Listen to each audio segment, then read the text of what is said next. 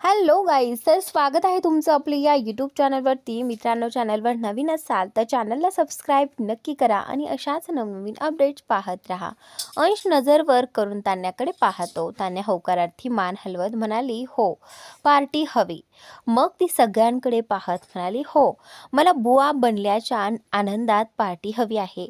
आपली मीनल प्रेग्नंट आहे. अंश मात्र अजूनही विचारात पडला होता. हे शेवटी कधी घडलं हे आठवण्याचा तो प्रयत्न करत होता. शेवटी तो प्रोटेक्शन वापरायला कधी विसरला होता. विचार करताना त्याला फक्त एकच रात्र पुन्हा पुन्हा आठवत होती, बॅचलर पार्टीची रात्र.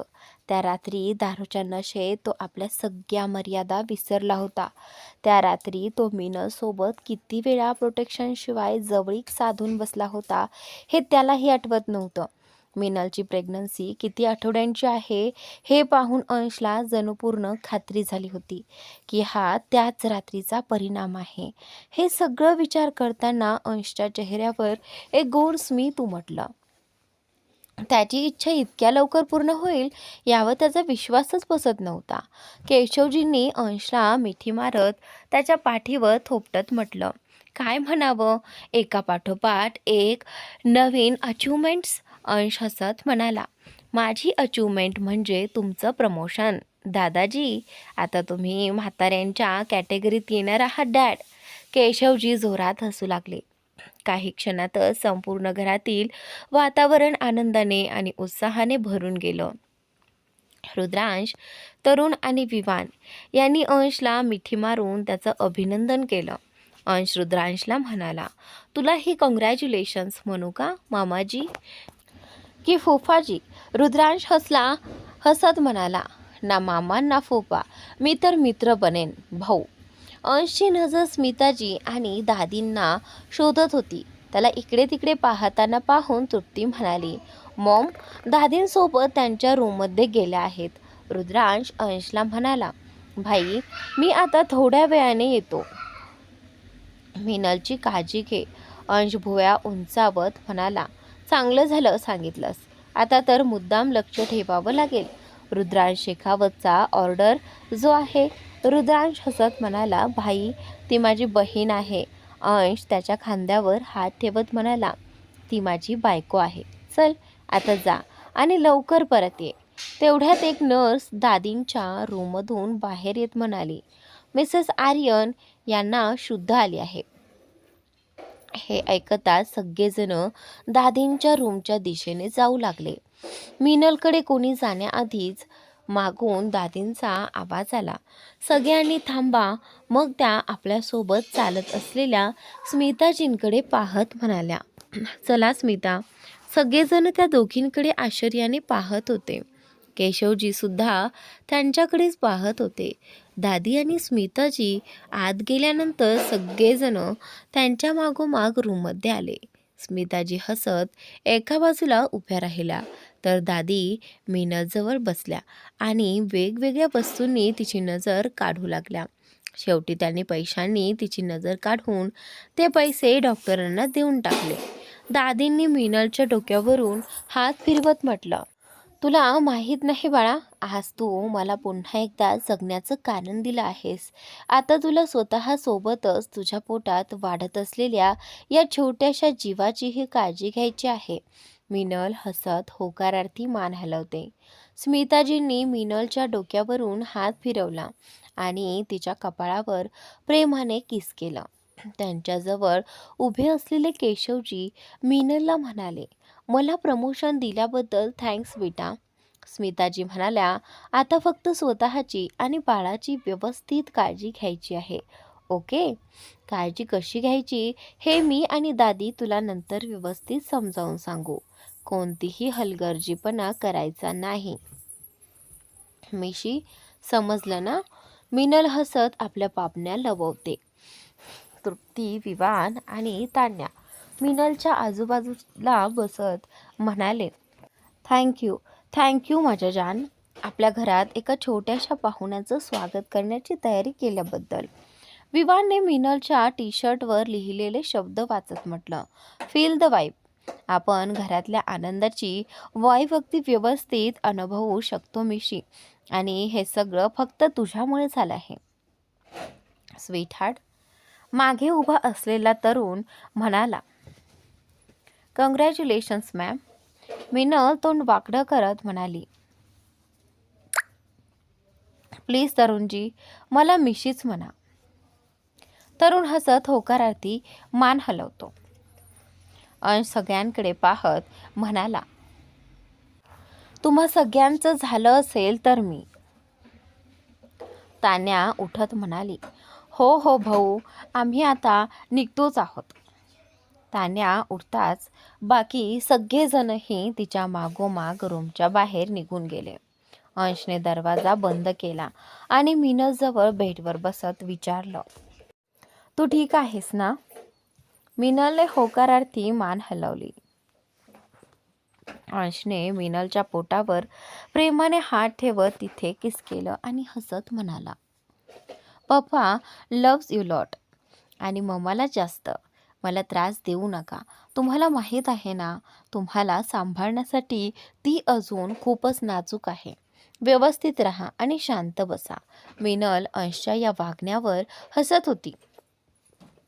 अंशने मिनलचा टॉप व्यवस्थित केला, तिचा हात आपल्या हातात घेतला आणि तिच्या हातावर किस करत तो म्हणाला, इतक्या लवकर माझी इच्छा पूर्ण करशील असं वाटलं नव्हतं. तू 7 आठवड्यांची प्रेग्नंट आहेस बटरफ्लाय. काही दिवसात 2 महिने पूर्ण होतील. तुला कळलंच नाही की तू प्रेग्नंट आहेस. मिनल अंशचा हात पकडत म्हणाली, काल रात्री तुम्ही बाळाबद्दल बोलात तेव्हाच मला आठवलं होतं. माझी पाळी चुकली आहे. काल मी तसंही तपासणी करणार होते, पण अचानक लिफ्टमध्ये मला कसं तरी पूर्णपणे ब्लॅकआउटसारखं वाटलं आणि मी खाली पडले. अंश खाली वाकून मिनलच्या कपाळावर किस करत म्हणाला, थँक्यू बटरफ्लाय. आज तू मला माझ्या आयुष्यातली सर्वात सुंदर मौल्यवान भेट दिली आहेस, तीही आपल्या ॲनिव्हर्सरी आणि माझ्या वाढदिवशी. या क्षणी मला नेमकं काय वाटतंय हे मी तुला सांगू शकत नाही. माझ्या भावना शब्दात व्यक्त करणं या क्षणी माझ्यासाठी जवळजवळ अशक्य आहे. फक्त एवढंच समजून घे, एका काचेच्या तुकड्यांचं तू हिरा बनवलंस. या राक्षसासारख्या माणसाला आपलंसं करून पुन्हा जगायला शिकवलंस. राक्षस हा शब्द ऐकून मिनल हसली. दुसरीकडे वाणीला जवळपास संध्याकाळी 4 वाजता जाग आली. वाणी डोकं धरून उठली आणि बेडवर बसली. डोळे उघडून तिने आजूबाजूला पाहिलं. खोलीकडे पाहताच ती आश्चर्याने किंचाळली. तिची किंकाळी ऐकून तिच्यासोबत बेड झोपलेल्या मुलाचीही झोप उघडली. स्वतःला एका अनोळखी खोलीत एका अनोळखी मुलासोबत पाहून वाणी जणू वेडीच होत होती. त्यात तिची अवस्था अशी होती की तिचं डोकं अक्षरशः फुटत असल्यासारखं वाटत होतं. काल रात्रीच्या पार्टीमध्ये नेमकं काय झालं याचाच ती वारंवार विचार करत होती. ती इथे कशी पोहोचली? तेवढ्यात तिच्या कानावर एक ओळखीचा आवाज पडला, हे बेब, का किंचातेस? वाणीने आपल्या बाजूला झोपलेल्या मुलाकडे पाहिलं आणि त्याच्यावर ओरडत म्हणाली, हाऊ डेअर यू. लुईस, तुला कल्पनाही आहे का तो माझ्यासोबत काय केलं आहेस? लुईसने वाणीचा जबडा आपल्या हाताने पकडत म्हटलं, डोंट यू डेअर वाणी. तू नाही, आपण दोघांनी मिळून हे केलं आहे. जे काही झालं त्यात तू माझीही तितकीच पार्टनर आहेस. मला दोष देण्याआधी एकदा काल रात्री तू काय केलं होतंस ते आठव. असं म्हणत लुईसने बाजूला पडलेले आपले कपडे घातले आणि तिथून निघून गेला. तर वाणी डोळ्यात अश्रू घेऊन बेडवरच बसून राहिली. आहानला मिळवण्याच्या इच्छेमध्ये आज वाणीने स्वतःलाच हरवून टाकलं होतं. म्हणतात ना, एखाद्यासोबत वाईट करून आपल्या वाईट वेळेची वाट पाहत राहू नये. कारण नशिबाची थप्पड चेहऱ्यावर नाही तर थेट आत्म्यावर बसते. आज वाणीसोबत जे काही घडलं ते तिच्या कर्माचं फळ होतं. तिने केलेल्या चुकीची हीच शिक्षा होती. वाणी रडत रडत आपल्या सगळ्या चुका आठवत होती. पण तिला कुठे माहिती होतं की ही तर तिच्या बरबादीची फक्त सुरुवात होती. इकडे लुईस कार चालवत असताना कोणाला तरी फोन करतो. तुमचं काम झालं आहे. आता तुम्ही माझं काम करा. मला माझ्या भावाला भेटायचं आहे. समोरून एक मुलगी ॲटिट्यूडने हसत म्हणाली, कदाचित तू विसरत आहेस, पण तुझ्या भावाला भेटवून देण्याचं नाही तर फक्त त्याच्याशी बोलून देण्याचं ठरलं होतं. आणि माझ्या कामाचं म्हणशील तर अजून माझं काम पूर्ण झालेलं नाही. लुईस चिडून म्हणाला, भावाशी बोलल्याशिवाय मी आता तुमचं कोणतंही काम करणार नाही. माझ्या भावाशी बोलणं माझं बोलणं करून द्या. मी सगळे फुटेज तुमच्यापर्यंत पोहोचवतो. ती मुलगी लुईसवर हसत म्हणाली, या क्षणी माझ्यासमोर अटी ठेवण्याची तुझी लायकी आहे का? असं तुला खरंच वाटतंय? मला तुझा हा कॉन्फिडन्स आवडला. असं म्हणत त्या मुलीने फोन कट केला. अंश आणि मीनल बोलत असतानाच दरवाजावर नॉक झालं आणि डॉक्टर आत आले. डॉक्टरांना पाहताच अंश बाजूला झाला. डॉक्टरांनी अंशला मीनलसाठी काही औषधं लिहून दिली आणि म्हणाले, ही काही औषधं आहेत जी मिसेस आर्यन यांनी नियमितपणे घ्यायची आहेत. आणि मिस्टर आर्यन, मला म्हणायचं आहे की आता तुम्हाला मिसेस आर्यनपासून कमीत कमी 2 महिने थोडं अंतर ठेवावं लागेल. तुमची पत्नी थोडी कमजोर आहे. या काळात त्यांना भरपूर विश्रांतीची गरज आहे. काही आठवड्यानंतर आम्ही बाळाच्या हृदयाचे ठोके तपासण्यासाठी पुन्हा येऊ. अंशने एकदा मीनलकडे पाहिलं आणि होकारार्थी मान हलवली.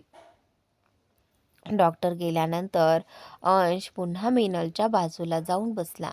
तिच्या पोटावरून हात फिरवत तो म्हणाला, आता समजलं टेरेसवर चॉकलेटचे रॅपर का पडलेले असायचे? रात्री तुला विनाकारण भूक लागायची नाही. बटरफ्लाय, ही तर ती छोटीशी जीव आहे जिला सतत भूक लागत होती. मीनल हसत म्हणाली, हो राज, मलाही आता समजलं की या दिवसात मला इतकी भूक का लागायची. अंशने मीनलचा हात आपल्या हातात घेतला आणि म्हणाला, बटरफ्लाय, तू हे सगळं सांभाळू शकशील ना? मीनलने अंशकडे पाहत विचारलं, तुम्ही असं का बोलत आहात? मी माझ्या बाळाला का नाही सांभाळणार राज? अंश काहीतरी विचार करत म्हणाला, नाही, असंच विचारलं. आता फक्त स्वतःची काळजी घे, ओके? आणि मी तर आहेच तुझ्यासोबत. आपण दोघं मिळून आपल्या बाळाची काळजी घेऊ. पुढच्या क्षणी अंश मनातल्या मनात स्वतःशीच म्हणाला, मीनलला किंवा आपल्या बाळाला काही होईल असा विचारही मला करायचा नाही. तुला माहीत नाही, पण आयुष्यात मी मित्रांपेक्षा शत्रूच जास्त कमावले आहेत. आनंदाने भरलेला तो काळ पंख लावून उडून जात होता. मीनलच्या प्रेग्नन्सीला 4 महिने पूर्ण झाले होते. या काळात अंश आपला जास्तीत जास्त वेळ मीनलला देत होता.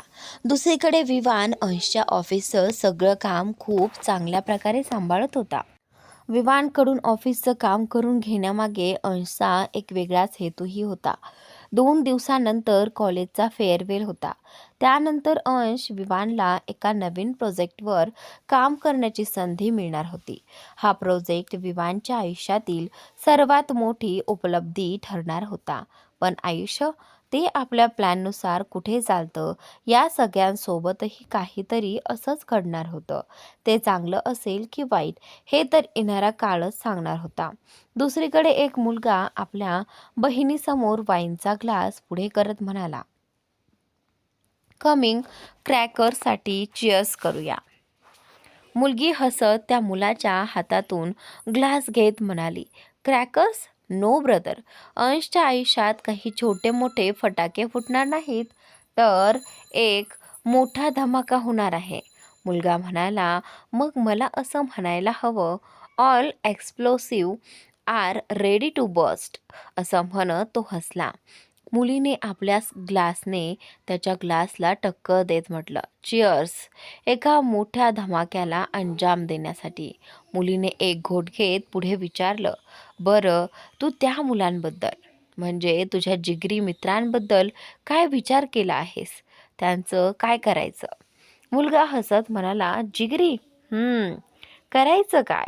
त्यांनी तोंड बंद ठेवलं तर तुरुंग मिळेल, नाहीतर मृत्यू.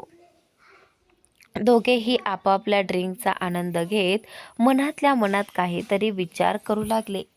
मुलगा फक्त अजून काही दिवस ठेवणार नाही की तो तुझ्यासोबत राहू शकेल. तर दुसरीकडे ती मुलगी मनात म्हणाली, सॉरी, पण या सगळ्या धमाक्यात एक छोटासा धक्का तुलाही बसणार आहे. तू फक्त माझ्या या गेमचा एक महत्त्वाचा भाग आहेस आणि माझ्या आयुष्यातील एक नको असलेलं नातंही. काहीतरी विचार करत मुलगी म्हणाली, पैशांचं काय? त्या फॅक्टरीचं काय झालं? मुलगा काही क्षण विचार करत म्हणाला, आपण या नवीन फॅक्टरीपेक्षा जुन्या फॅक्टरीला टार्गेट करूया. मी माहिती काढली आहे, जुन्या फॅक्टरीतील लॉस जास्त आहे, तर नवीन फॅक्टरी अजून तिच्या सेटअपच्या टप्प्यात आहे. त्यामुळे तिथे फार मोठं नुकसान होणार नाही. मी ठरवलं आहे, आपण जुन्या फॅक्टरीला टार्गेट करूया. मुलगी चेहऱ्यावर कठोर भाव आणत म्हणाली, नाही, आपण दोन्ही फॅक्टरींना टार्गेट करू. तिचं बोलणं ऐकताच मुलगा म्हणाला, हे शक्य नाही दी. तो काही 2 दिवसांपूर्वी तयार झालेला छोटा मोठा बिझनेसमन नाही. त्याच्या आजूबाजूच्या लोकांमध्ये घुसून त्याला टार्गेट करणं अशक्य आहे. तरीही माझी माणसं एका फॅक्टरीवर काम करण्यासाठी तयार आहेत. मुलगी त्याच्याकडे रोखून पाहत म्हणाली, मग हे शक्य करून दाखव माझ्यासाठी. मुलगा काही बोलणार इतक्यात ती पुन्हा म्हणाली, आता इथून जा. मला काही वेळ एकटं सोड. Please please leave. मुलगा काहीही न बोलता तिथून निघून गेला. मुलगा तिथून जाताच मुलीने कोणाला तरी फोन करून म्हटलं, तर काय विचार केला तुम्ही? ओ सॉरी, यात विचार करण्यासारखं काय आहे? साहजिकच आहे, माझं काम करण्याशिवाय तुमच्याकडे दुसरा पर्यायच नाही. समोरून दुसऱ्या मुलीचा आवाज आला, तुम्ही कोण आहात आणि तुम्हाला त्याच्यासोबत असं का करायचं आहे? मुलगी अगदी शांतपणे तिच्या प्रश्नाचं उत्तर देत म्हणाली, ओफ यार, माझ्यावर प्रश्न करण्याआधी स्वतःची औकात तरी पाहिली असतीस बेबी. तुला वाटतंय का की तू सध्या माझ्यावर प्रश्न विचारण्याच्या परिस्थितीत आहेस? आता माझं म्हणणं नीट ऐक. उद्या संध्याकाळपर्यंत मला तुझं काम झालेलं हवंय. नाहीतर उद्या रात्री तुझं कुटुंब तुझा चित्रपट पाहत असेल. तुझा कोणता चित्रपट हे सांगण्याची गरज तर नाही ना? असं म्हणत त्या मुलीने फोन कट केला. सकाळच्या वेळी अंश मीनासोबत बागेत फिरत होता. तेवढ्यात त्यांच्या कानावर एक ओळखीचा आवाज पडला. कशी आहेस मिनल? दोघांनीही मागे वळून पाहिलं तर समोर रुद्रांश उभा होता. अंश त्याच्याकडे पाहत म्हणाला, काय रे भाऊ, मामा होणार असल्याची बातमी मिळताच तू तर जणू गायबच झालास. बोलून गेला होतास, आत्ताच येतो आणि आता येतोयस? कित्येक महिन्यांनी? मिनलने रुद्रांशकडे दुर्लक्ष करत पुढे जात म्हणाली, यांच्यासाठी मामा होणं कोणती मोठी गोष्ट असेल राज. यांनी मला कधीच गंभीरपणे घेतलं नाही, तर माझ्या मुलाला काय घेणार? अंशने रुद्रांशच्या चेहऱ्यावर दिसणारे ते खोटे हास्य पाहताच ओळखलं होतं की नक्कीच कुठेतरी काहीतरी गडबड आहे. रुद्रांश मिनल समोर खाली बसत म्हणाला, सॉरी बाबा, चूक झाली. पण तूही जाणतेस, काही गरज नसती तर मी असं कोणालाही न सांगता निघून गेलो नसतो. तुझ्या प्रेग्नन्सीची बातमी ऐकून सगळे खूप खुश होते. मिनल, अशा परिस्थितीत मी काय बोलणार होतो ते तूच सांग. मिनलने हातांची घडी घालत नाराज चेहऱ्याने म्हटलं, आता यात मी काहीच करू शकत नाही भाऊ. नाराज मी नाही, हे आहेत. असं म्हणत मिनलने आपल्या पोटाकडे इशारा केला. रुद्रांश हसत म्हणाला, मग ठीक आहे, कारण यांना मनवण्यासाठी मी माझ्यासोबत यांच्या आवडीच्या भरपूर गोष्टी आणल्या आहेत. त्यासोबतच त्यांच्या आईला भेटण्यासाठी त्यांची मामी आणि नानूलाही घेऊन आलो आहे. मिनल आनंदाने म्हणाली, काय? डॅड आणि तान्या दीदीसोबत आल्या आहेत, असं म्हणत मिनल वेगाने घराच्या दिशेने जाऊ लागली. तेवढ्यात मागून अंशचा आवाज आला. बटरफ्लाय. अंशचा आवाज ऐकताच मिनलची पावलं हळू झाली. हे पाहून रुद्रांश हसला. मिनल तिथून गेल्यानंतर अंशने रुद्रांशला विचारलं, काय झालं? काही प्रॉब्लेम आहे का? रुद्रांशने एक दीर्घ श्वास घेतला आणि म्हणाला, हो, खूप मोठी प्रॉब्लेम आहे. जुन्या फॅक्टरीला रिकामं करून तिथे अनावश्यक सामान भरून ठेवलं होतं. त्यामुळे होणारं नुकसान काही फार मोठं होणार नव्हतं. अंश कपाळावर आठ्या घेत म्हणाला, घरी काय झालं? रुद्रांश काही फोटो दाखवत म्हणाला, परिस्थिती आता थोडी गंभीर आहे.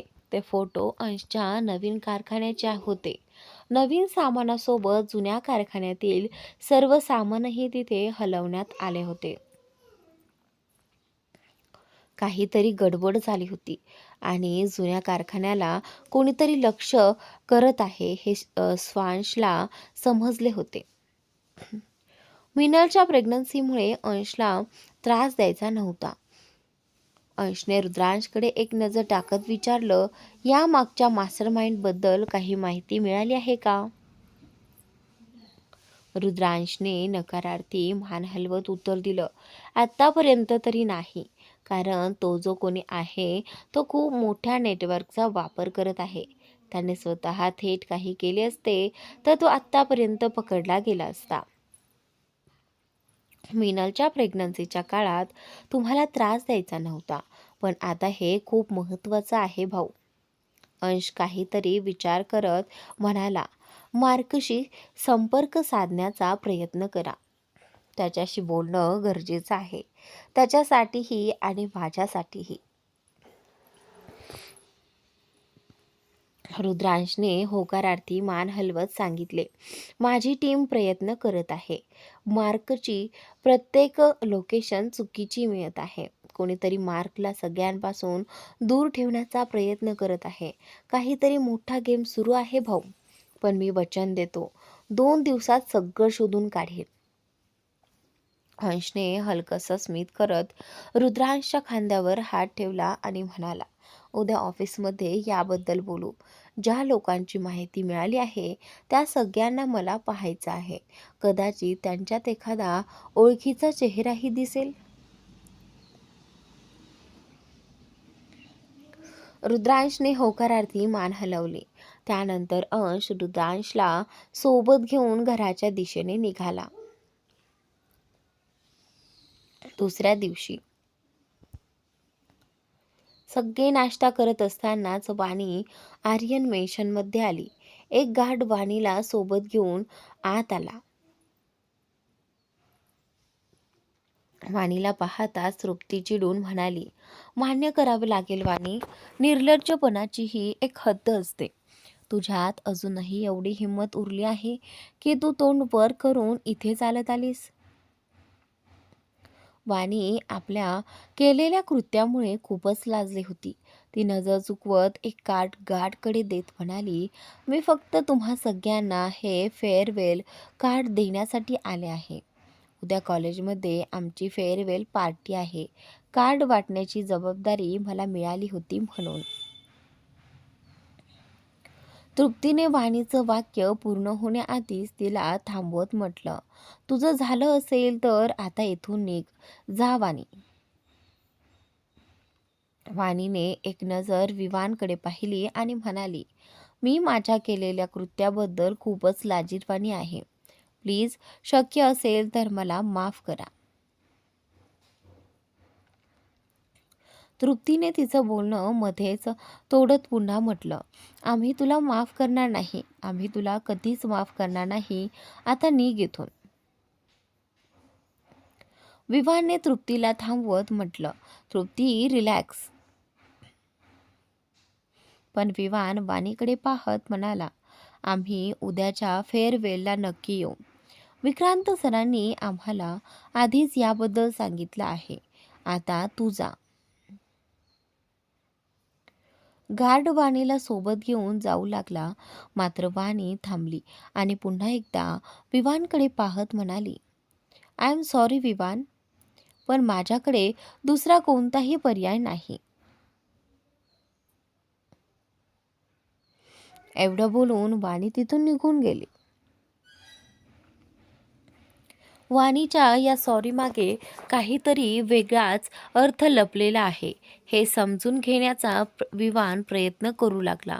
मात्र त्या क्षणी त्याला नेमकं काय घडत आहे हे अजिबात समजत नव्हतं. तृप्ती विवानकडे रागाने पाहत म्हणाली, तुझं काहीच होऊ शकत नाही विवान. विवान तृप्तीला पकडत म्हणाला, हो मला माहिती आहे, पण मूर्खपणा करू नकोस. तिच्यावर नाराजी व्यक्त करून तिला महत्त्व का द्यायचं? नाराज होण्यासाठी आधी एखादं नातं असावं लागतं ना. नाराजीसुद्धा खूप मौल्यवान असते. ती प्रत्येकावर खर्च करायची नसते. आता चल नाश्ता कर. मिनल हसत म्हणाली, काय बात आहे, विवान इज बॅक हं. विवानने मिनलच्या केसांवर प्रेमाने हात फिरवला आणि तिच्या कपाळावर किस करत म्हणाला, दिस टाइम मोर स्ट्रॉंगर. विवानच्या या कृतीमुळे मिनलने आश्चर्याने डोळे मोठे केले आणि अंशकडे पाहिले. अंश मात्र डोळे बारीक करून विवानकडेच पाहत होता. विवानने एक नजर मिनल आणि अंशकडे टाकली आणि म्हणाला, भाऊ, मिनलची शिफ्ट संपली की तिला ऑफिसमध्ये घेऊन या, मी निघतो. असं म्हणत विवान हसत तिथून निघून गेला. काही वेळानंतर हॉस्पिटलमध्ये डॉक्टर मिनल आणि अंशला सोबत घेऊन एका केबिनमध्ये गेल्या. सर्व प्रक्रिया पूर्ण झाल्यानंतर डॉक्टरांनी मिनलच्या पोटावर मशीन ठेवले. मशीन पोटावर ठेवताच समोर असलेल्या स्क्रीनवर अंशला बाळाच्या हालचाली दिसू लागल्या. आपलं बाळ हलताना पाहून अंशच्या चेहऱ्यावर एक मोठं आनंदी स्मित उमटलं. डॉक्टर अंशकडे पाहत म्हणाल्या, हे घ्या मिस्टर आर्यन, आपल्या बाळाच्या हृदयाचे ठोके ऐका. डॉक्टरांचं बोलणं पूर्ण होताच मशीनमधून बाळाच्या हृदयाच्या ठोक्यांचा आवाज ऐकू येऊ लागला. तो आवाज ऐकून अंशने एक नजर मिनलकडे पाहिली आणि हसला. घरी परत येत असताना अंश संपूर्ण प्रवासात अगदी शांत होता. मिनलने त्याला इतकं शांत पाहून वैतागून विचारलं, तुम्ही खुश आहात? आश्चर्यचकित आहात की नाराज आहात? काय झाले, इतके शांत का आहात? काहीतरी बोला ना. अंशने कार रस्त्याच्या कडेला थांबवली. त्याने एक नजर मिनलकडे पाहिली आणि वाकून तिच्या पोटावर प्रेमाने किस केला. तो म्हणाला, मला स्वतःला समजत नाहीये बटरफ्लाय. आपल्या बाळाच्या हृदयाचे ठोके ऐकल्यानंतर मला नेमकं काय वाटतंय हे शब्दात व्यक्त करणं खूप कठीण आहे. अंशने पुढे झुकत मिनलच्या ओठांना हलकेच स्पर्श केला आणि म्हणाला, तू मला जी खुशी दिली आहेस ना बटरफ्लाय, त्यासाठी थँक्यू. हा शब्द खूपच छोटा आहे. मी तुला वारंवार थँक्यू म्हणत या आनंदाची किंमत कमी करू इच्छित नाही. आज ऑफिसमध्ये जाणं गरजेचं नसतं तर मी तुम्हा दोघांना सोडून कुठेही गेलो नसतो. मिनल अंशचं बोलणं पूर्ण होण्याआधीच म्हणाली, मी आणि बेबी अगदी ठीक आहोत. राज डॉक्टरांनी सांगितलं ना, सगळं नॉर्मल आहे. फक्त मला थोडं आईस्क्रीम आणि पेस्ट्री खायला द्या, मग तुम्ही ऑफिसला जा. तुमच्या परवानगीशिवाय स्टाफ मला डाएटमधलं काहीही खाऊ देत नाही. मिनलचं बोलणं ऐकून अंश हसू लागला. अंशने तिच्या बोटात आपली बोटं गुंफली आणि म्हणाला, लव्ह यू बटरफ्लाय. अंश असं म्हणत अंशने कार घराच्या दिशेने न नेता आपल्या हॉटेलच्या दिशेने वळवली. हॉटेलमध्ये पोहोचताच मिनलने अंशकडे आश्चर्याने पाहत विचारलं, राज, आपण इथे का आलो आहोत? अंश हसत म्हणाला, फॉर अ चेंज. घरात राहून राहून तू खूप कंटाळी होतीस ना. आजचा संपूर्ण दिवस तू इथेच राहा. 2 महिला स्टाफ मेंबर्स तुझ्यासोबत असतील. तुला जे काही खायचं असेल किंवा जे काही करायचं असेल ते त्यांना विचारून करू शकतेस. ठीक आहे? स्वतःची काळजी घे. मी संध्याकाळी तुला घ्यायला येईन. ओके? असं म्हणत अंशने समोरच्या दिशेने इशारा केला. तिथे 2 महिला स्टाफ मेंबर्स हसतमुखाने उभ्या होत्या. मिनलला बाय करून अंश ऑफिससाठी निघून गेला. इकडे ऑफिसमध्ये कॉन्फरन्स रूमचा दरवाजा उघडा पाहून विवान अचानक आत आला. आत रुद्रांश, तरुण आणि दिशा स्क्रीनवर काही फोटो पाहत आपापसात चर्चा करत होते. दिशाने स्क्रीनवर एक फोटो दाखवत सांगितले, आणि हा आहे मार्क, ज्याला शोधणे खूप गरजेचे आहे. कोणीतरी मार्कच्या लोकेशनसोबत छेडछाड करत आहे. आपल्याला मार्कपर्यंत पोहोचता येऊ नये अशी कोणाची तरी इच्छा आहे. रुद्रांश म्हणाला, मला खात्री आहे जो कोणी हे करत आहे त्याची नजर मार्कच्या पोझिशनवर आहे. तरुण म्हणाला, मार्कच्या पोझिशनवर? पण तो एक माफिया आहे. दिशाने नकारार्थी मान हलवत सांगितलं, नाही, तो एक बिझनेसमन आहे. फार कमी लोकांना माहिती आहे की मार्क रशियन माफियाचा हेड आहे. रुद्रांश म्हणाला, मार्क मनाने चांगला माणूस आहे. तो फक्त बेकायदेशीर लोकांसाठी बेकायदेशीर काम करतो, कारण तो त्याचा व्यवसाय आहे. तो हा व्यवसाय खूप संतुलित पद्धतीने चालवतो. त्याची जागा जर दुसऱ्या कोणीतरी घेतली तर सगळं संतुलन बिघडून जाईल. तरुण काहीतरी विचार करत म्हणाला, मला वाटते कोणीतरी त्याच्या नावाचा वापर करून बेकायदेशीर व्यवसाय चालवत आहे. म्हणजे रुद्रांश त्यांचे बोलणे मध्ये थांबवत म्हणाला, ज्याची नजर आता त्याच्या पॉवरवर आहे. अचानक स्क्रीनवर 4 लोकांचे फोटो दिसू लागले. दिशाने त्या फोटोंकडे पाहत सांगितले, या एका रॉनीला सोडले तर बाकीच्या या 3 लोकांबद्दल आपल्याकडे अजून कोणतीही माहिती नाही. 4 पैकी एका फोटोवर नजर पडताच विवानच्या तोंडून अचानक शब्द निघाले, लुईसचा भाऊ. विवानचा आवाज ऐकून सगळेजण वळून त्याच्याकडे पाहू लागले. रुद्रांश म्हणाला, विवान, तू इथे? तू यांच्यापैकी कोणाला ओळखतोस का? विवानने होकारार्थी मान हलवली आणि सांगितलं की हो, पण आधी मला हे सांगा, तुम्ही लोक एका माफियाची मदत का करू इच्छिता? दिशा पुढे येत म्हणाली, विवान सर, फक्त एवढं समजून घ्या की मार्कचे आमच्यावर खूप मोठे ऋण आहे. तरुण म्हणाला, मी मार्कला पहिल्यांदा हॉस्पिटलमध्ये भेटलो होतो. त्याने माझा भाऊ आणि माझ्या भावाचा जीव वाचवला होता. विवान, तू गोंधळून जाऊ नकोस. हॉस्पिटलमध्ये आम्ही नव्हतो तर मार्क होता. झालं असं होतं की कोणीतरी मार्कच्या नावाचा वापर करून भावाचा जीव घेण्याचा प्रयत्न करत होतं. पण वेळेत मार्कला ही गोष्ट समजली. ऐनवेळी मार्कने आमची लोकेशन स्वतःच्या लोकेशनशी मॅच करून घेतली. जी गोळी माझ्या भावासाठी येणार होती ती मार्कला लागली, कारण भावाच्या लोकेशनवर माझा भाऊ नव्हता तर मार्क पोहोचला होता. येथूनच माझ्या भावाची आणि मार्कची मैत्री झाली. माझ्या भावाने त्याला कायदेशीर व्यवसाय करण्यास सांगितले आणि त्याच्या कायदेशीर व्यवसायात पैसेही गुंतवले. त्याच्या बदल्यात माझ्या भावाला मार्ककडून पॉवर, प्रोटेक्शन आणि सिक्युरिटी मिळाली. विवान अजूनही थोडा गोंधळलेला होता. आपला गोंधळ दूर करण्यासाठी तो म्हणाला, पण आता तुम्हाला कसं कळलं की मार्कच्या जीवाला धोका आहे?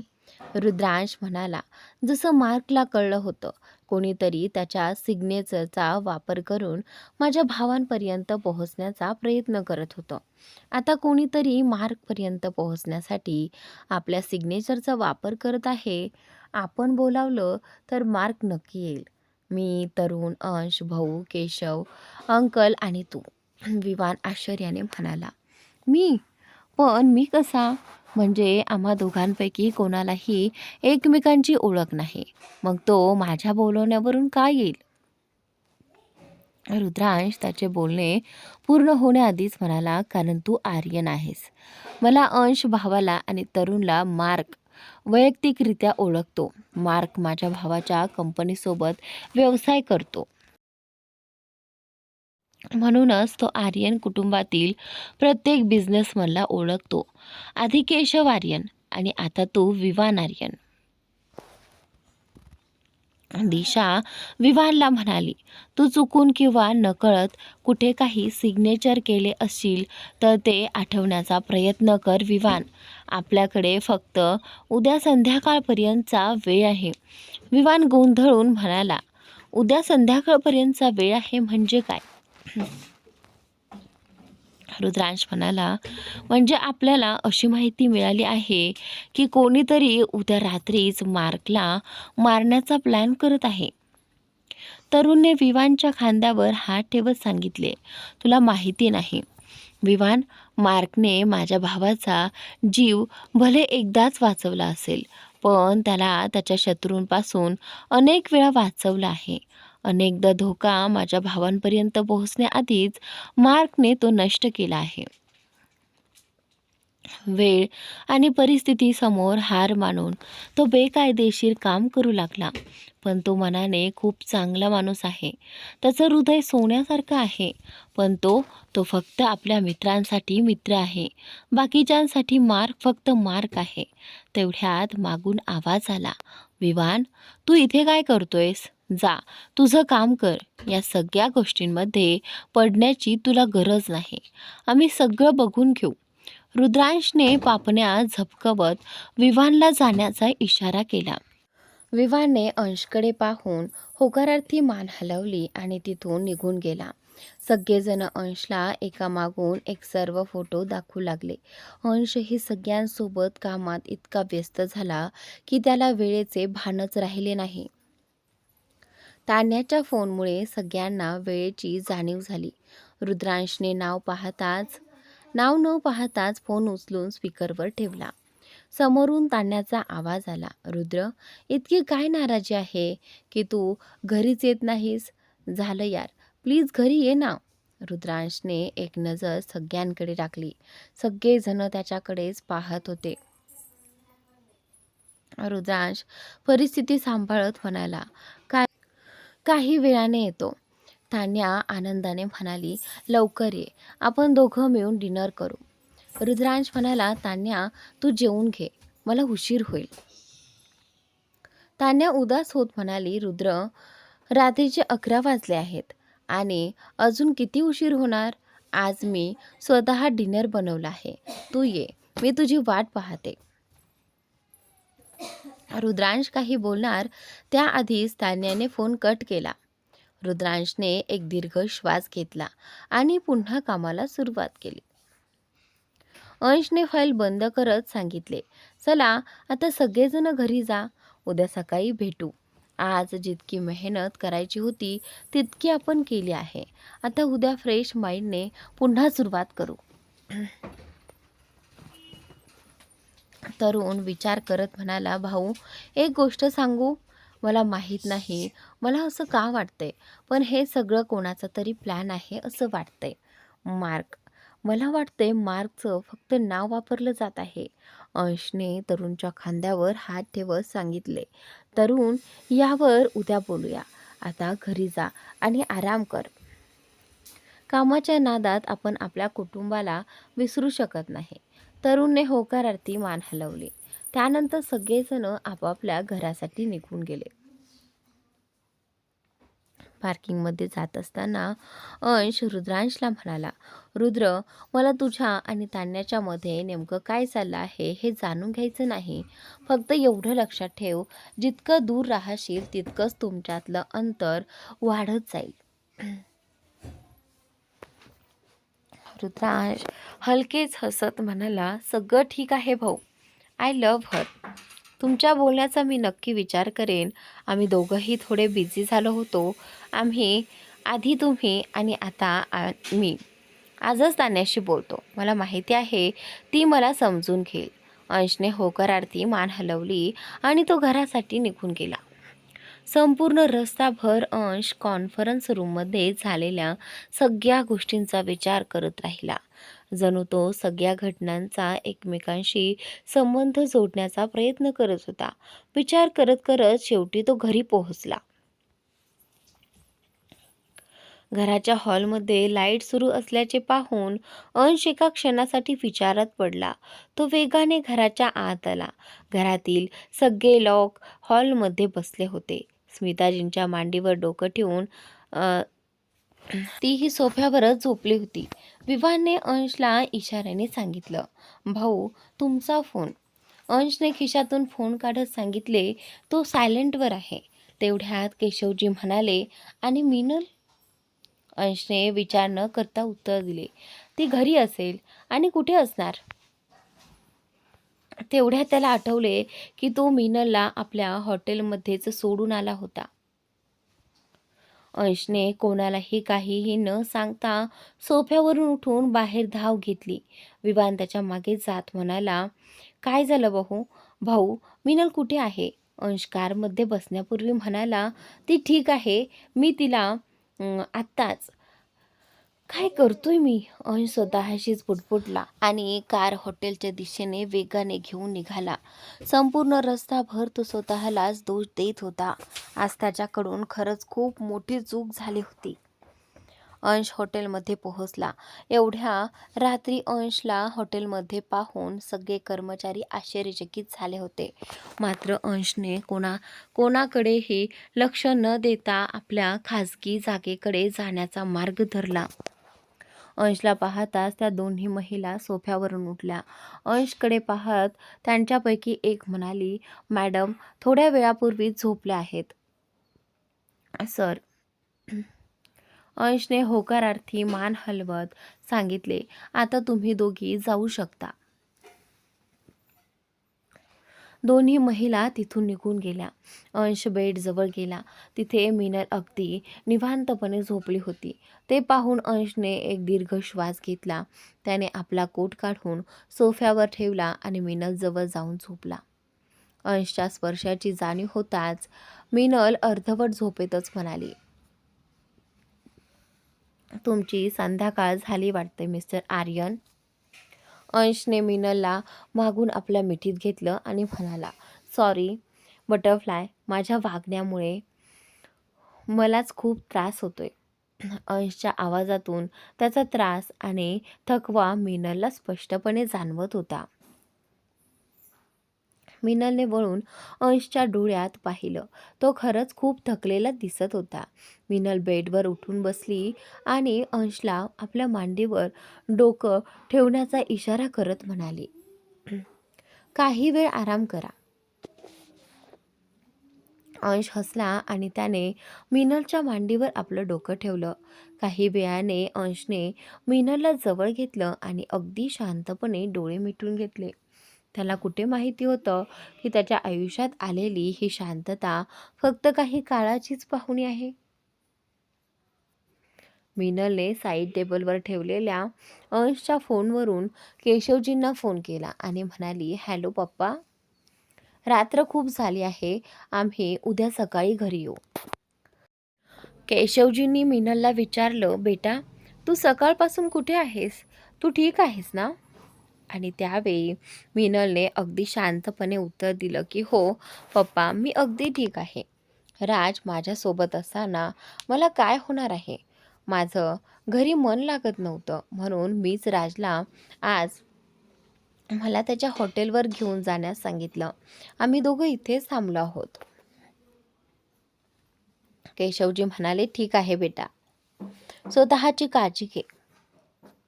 मिनलचं बोलणं ऐकून अंश मात्र हसत होता. त्याची पत्नी त्याला तिच्या वडिलांपासून वाचवण्याचा प्रयत्न करत होती. इकडे रुद्रांश आणि तान्याचं नातं काही दिवसांपासून ठीक चाललेलं नव्हतं. दोघांमधली शांतता त्यांच्या नात्यातील अंतर वाढवत होती. रुद्रांश कोणताही आवाज न करता घरात आला. त्याची नजर डायनिंग टेबलवर डोकं टेकून झोपलेल्या तान्यावर गेली. ते पाहून त्याला खूप वाईट वाटलं. गेल्या काही दिवसांपासून तो तान्याला दुर्लक्षित करत होता. त्याने ऑफिसची बॅग सोफ्यावर ठेवली, शर्टच्या बाह्या वर केल्या आणि थेट तान्याजवळ गेला. त्याने तिला अलगद आपल्या मिठीत उचलून घेतलं. तान्या दचकून जागी झाली. रुद्रांशला पाहताच तिच्या चेहऱ्यावर हसू उमटलं. ती आनंदाने म्हणाली, तुम्ही आलात? रुद्रांश खोलीच्या दिशेने जात म्हणाला, स्वप्नातून बाहेर या मॅडम, मला खूप भूक लागली आहे. असं म्हणत रुद्रांश तान्याला खोलीत घेऊन गेला. तान्याने रुद्रांशकडे पाहत विचारलं, मग चला आपण जेवण करूया, मी तुमच्या आवडीची डिश. रुद्रांशने तिला बेडवर झोपवत म्हटलं, जेवण करायलाच तर आलो आहे. तुम्हाला कल्पना आहे का किती दिवसांपासून तुम्ही मला उपाशी ठेवलं आहे? रुद्रांशचं बोलणं ऐकून तान्याचे डोळे पाणावले. तान्याने ओलावलेल्या डोळ्यांनी रुद्रांशकडे पाहत म्हटलं, सॉरी रुद्र, सॉरी, मी तुमच्याबद्दल विचारच केला नाही. मी वचन देते, यापुढे आपल्या नात्याला वेळ देण्याचा पूर्ण प्रयत्न करेन. माझं वैयक्तिक आणि व्यावसायिक आयुष्य व्यवस्थित सांभाळण्याचा प्रयत्न करेन. रुद्रांशने तिच्याकडे पाहत शांतपणे सांगितलं, आणि माझ्याकडूनही सॉरी. मला हे खूप आधी करायला हवं होतं. कोणत्याही परिस्थितीत यापुढे तुम्हाला एकटं सोडून जाणार नाही. आता आपण जेवायला सुरुवात करूया. तान्याने हळूच रुद्रांशच्या जवळ जात त्याच्या ओठांवर प्रेमाने चुंबन घेतलं. काही क्षणानंतर ती त्यांच्यापासून दूर होत हळू आवाजात म्हणाली, मला तुमची खूप आठवण आली. रुद्रांशने तिला जवळ घेतलं आणि म्हणाला, माझ्या अनुपस्थितीची भरपाई करण्याचा पूर्ण प्रयत्न करेन. दोघेही एकमेकांवरचं प्रेम व्यक्त करत एकमेकांच्या सहवासात हरवून गेले. दुसऱ्या दिवशी मिनलची झोप उघडली. ती अंशच्या खांद्यावरून डोकं ठेवून झोपली होती. अंश झोपेत हलला आणि त्याने हळूच आपला हात मिनलच्या पोटावरून बाजूला केला. अंशचा हात बाजूला होताच मिनलला आपल्या पोटात काहीतरी हालचाल झाल्यासारखं जाणवलं. मिनलने आश्चर्याने आपल्या पोटावर हात ठेवला, मात्र यावेळी कोणतीही हालचाल जाणवली नाही. पण मिनल अचानक दचकली होती. त्यामुळे अंशची झोप मात्र उघडली. अंशने डोळे उघडून मिनलकडे पाहत इशाऱ्याने विचारलं, काय झालं? मिनलने नकारार्थी मान हलवली. दोघेही लवकर तयार झाले आणि घराकडे निघाले, कारण अंशला ऑफिसमध्येही जायचं होतं. रस्त्यात अंश मिनलला म्हणाला, सॉरी बटरफ्लाय, काल कामात इतका व्यस्त झालो की वेळ कसा गेला तेच कळलं नाही. मिनलने नाराजीचा आव आणत म्हटलं, तुमचं हे नेहमीचंच आहे. आधी चूक करायची आणि मग सॉरी म्हणायचं.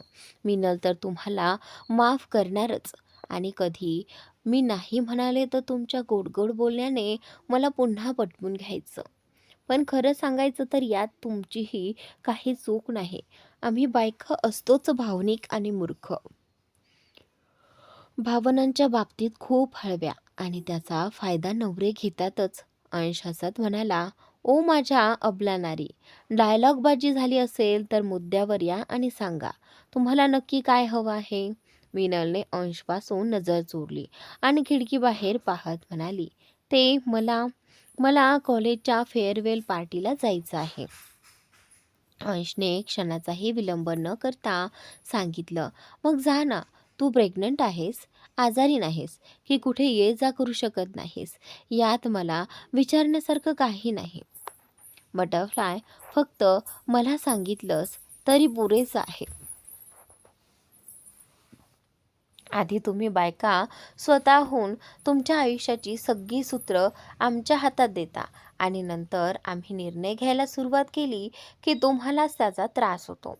मी तुला आधीच सांगितलं आहे, ही तुझीही तितकीच लाईफ आहे. आता आपल्या आयुष्यात बाळ येणार आहे, त्यामुळे फक्त थोडी जास्त काळजी घ्यायची आहे. तुझ्या पोटात आपलं बाळ आहे बटरफ्लाय. मी फक्त तुमची काळजी घेतोय. तुला नियंत्रित करण्याचा ना मी कधी प्रयत्न केला आहे ना कधी करणार आहे. मीनल हसली आणि अंश जवळ जात त्याच्या गालावर प्रेमाने चुंबन घेतलं. अंशने कार रस्त्याच्या कडेला थांबवत मीनलकडे पाहिलं आणि म्हणाला, बरेच दिवस झाले बटरफ्लाय, एक किस करू? मीनलने हसत होकारार्थी मान हलवली.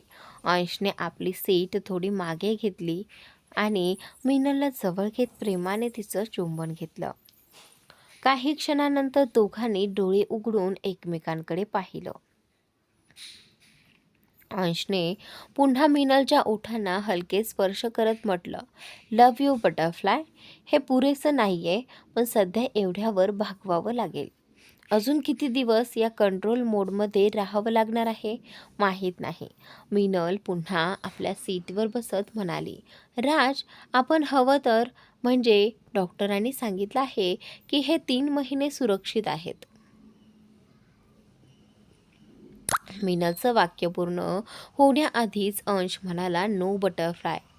मला आपल्या बाळाबाबत कोणताही धोका पत्करायचा नाही. तुम्ही दोघं माझ्यासोबत आणि माझ्याजवळ आहात, यापेक्षा महत्त्वाचं माझ्यासाठी दुसरं काहीही नाही. मीनल आता काहीच बोलली नाही, कारण या बाबतीत बाळाबद्दल तिच्या आणि अंशच्या भावना अगदी सारख्याच होत्या. दुसरीकडे तान्याची झोप उघडली तेव्हा रुद्रांश बेडवर नव्हता. ती उठून बसली. तिच्या मनात भीती निर्माण झाली की रुद्रांश पुन्हा तिला सोडून तर गेला नाही ना. तेवढ्या तिची नजर बाजूला ठेवलेल्या बाथरोबवर गेली. तिथे एका कागदासोबत एक गुलाब ठेवलेला होता. तान्याच्या चेहऱ्यावर हसू उमटलं. तिने तो कागद उचलला आणि वाचायला सुरुवात केली. सॉरी तान्या, जाणं गरजेचं होतं. तू मला समजून घेशील अशी आशा आहे. काल रात्रीसाठी थँक्स आणि सॉरीसुद्धा. मी वचन देतो, हे काम पूर्ण होताच माझ्या सगळ्या प्राधान्य क्रमांकामध्ये आपल्या नात्याला सर्वात आधी स्थान देईन. काही अडचण असेल तर डेस्कवर तुझी औषधं ठेवली आहेत. संध्याकाळी भेटूया डिनरला. Love you. रुद्रांशच्या या छोट्याशा प्रयत्नाने आज त्याच्या अनुपस्थितीतही तान्याच्या चेहऱ्यावर हसू उमटलं होतं. म्हणतात ना, चूक हा आपल्या आयुष्याच्या पुस्तकातील फक्त एक पान असतो. आपण आपलं नातं हे संपूर्ण पुस्तक असतं. गरज पडली तर ते एक पान फाडून टाका, पण त्या एका पानामुळे संपूर्ण पुस्तक कधीही गमावू नका. संध्याकाळची वेळ. अंश, रुद्रांश, तरुण आणि दिशा सकाळपासून मार्कशी संपर्क साधण्याचा प्रयत्न करत होते. अखेर संध्याकाळच्या सुमारास त्यांना मार्कशी संपर्क साधण्याची एक आशा निर्माण झाली आणि त्यानंतर सर्वजण मार्कच्या प्रत्येक संभाव्य लोकेशनवर संपर्क करण्याचा प्रयत्न करत होते.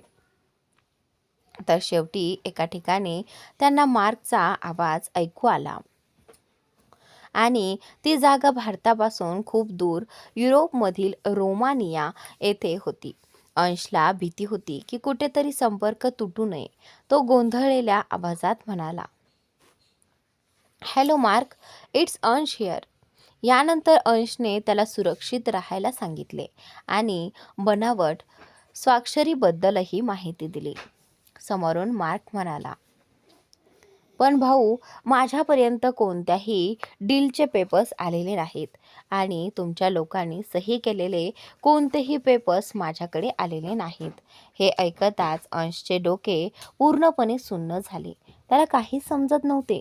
अंशने मार्कला सुरक्षित राहायला सांगितलं आणि फोन कट केला. तरुणने फाईल टेबलवर आपटत संतापाने म्हटले, मला हेच माहिती होतं. मला आधीपासूनच याची शंका होती.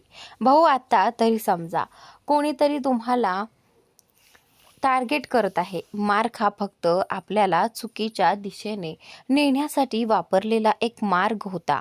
तरुण बोलत असतानाच अंशच्या फोनवर एका अनोळखी नंबरवरून मेसेज आला. जितके हातपाय मारायचे आहेत तितके मारून घ्या अंश, कारण तुम्ही कितीही प्रयत्न केले तरी आज तुम्हाला काहीतरी गमवावेच लागणार आहे.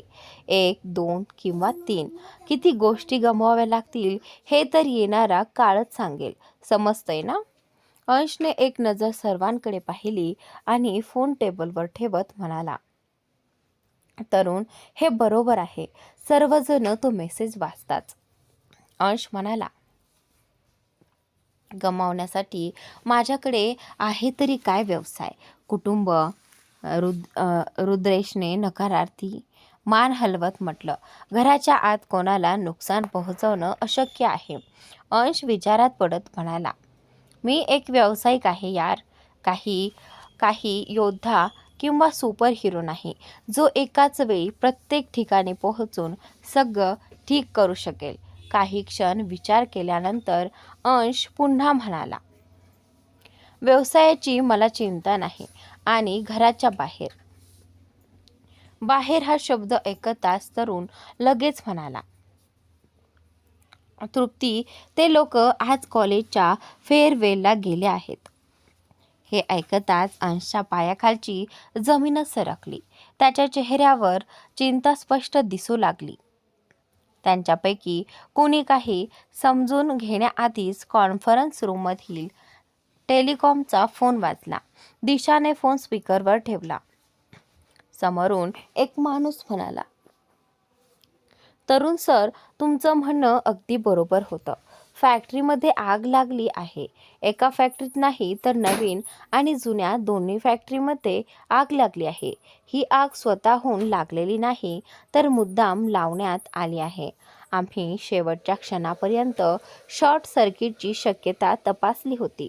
तुमच्या सांगण्याप्रमाणे आम्ही सर्व कामगारांना वेळेत बाहेर काढलं होतं, फक्त काही सामान. इतकं बोलून तो माणूस अचानक शांत झाला. तरुण आदेश देत म्हणाला, पुढे काय करायचं आहे हे तुम्हाला माहीत आहे, त्यामुळे ते करा. मला फक्त प्रत्येक माहिती वेळोवेळी देत राहा. नुकसानाची चिंता करू नका. सर्व कामगार सुरक्षित आहेत, एवढंच माझ्यासाठी पुरेसं आहे. मला सगळं व्यवस्थित आणि स्पष्ट हवं आहे. असं म्हणत तरुणने फोन कट केला. अंशने रुद्रांशकडे पाहत म्हटलं, तुझा एक अंदाज अगदी बरोबर ठरला. हा जो कोणी आहे त्याने सांगितलं होतं की मी 1, 2 किंवा 3 गोष्टी गमावणार आहे. त्यापैकी 2 गोष्टी कदाचित ही फॅक्टरीच असावी. विवानला फोन करा. असं म्हणत अंशने रुद्रांशकडे पाहिलं.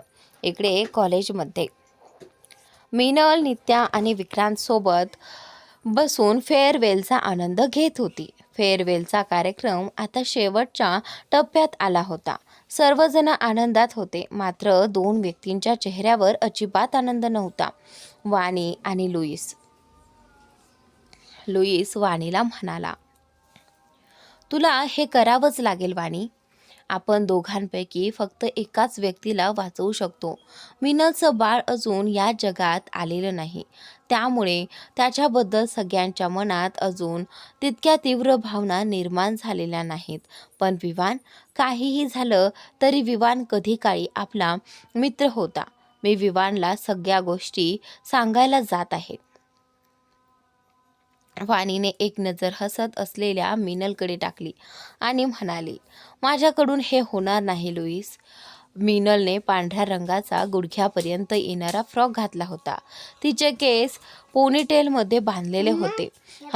हलक्या मेकअपमध्ये ती खूपच गोड दिसत होती. तिचा बेबी बंप आता थोडासा दिसू लागला होता, त्यामुळे ती सैल कपडे घालून आली होती. लुईसने हार मानत वाणीला आठवण करून दिली. विसरू नकोस वाणी, त्यांच्याकडे त्या रात्रीचा आपला व्हिडिओ आहे. असं समजून घे की आज तू एकतर स्वतःला वाचू शकतेस किंवा मीनल आणि तिच्या बाळाला. निवड तुझी आहे. वाणीने डोळे बंद केले आणि एक दीर्घ श्वास घेतला. त्यानंतर ती पुढे निघून गेली. तिकडे लुईस विवाहांजवळ गेला आणि त्याला बाजूला येण्यास सांगितले. विवाने नाराजीचा चेहरा केला आणि लुईसच्या मागे गेला, कारण विवानला लुईससोबत अजिबात बोलण्याची इच्छा नव्हती. लुईस विवानला म्हणाला, तू वाणीशी बोलत नाहीस म्हणून तिने मला तुला काहीतरी सांगायला सांगितलं आहे.